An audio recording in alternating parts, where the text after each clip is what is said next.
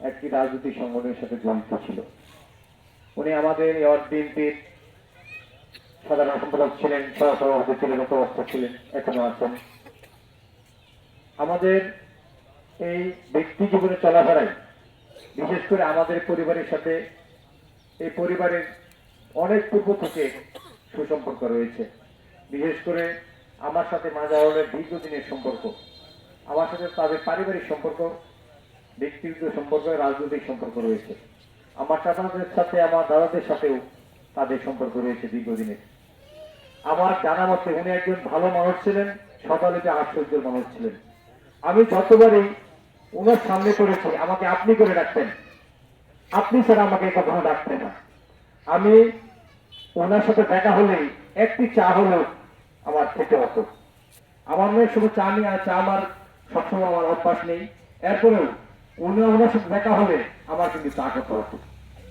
আমাকে উনি ভালো পরামর্শ দিতেন বিভিন্ন সময় আমার ব্যক্তি চলাফেরায় এবং রাজনৈতিক চলাফেরার জন্য। উনি অনেক সুন্দর সুন্দর পরামর্শ আমাকে দিতেন। ওনার কাছে আমি চিরকৃতজ্ঞ ছিল। উনি আপনারা জানেন আমি পিতৃ হারা হয়েছি 7 বছর বয়সে, অনেক আগে থেকে আমি বাবা হারা। উনি আমাকে দেখলে আমার মাথায় হাত দিতেন, আমার সাথে কথা বলতেন। মাথার আমার সাথে আপনারা জানেন অনেকদিন যাবত চলাফেরা করে।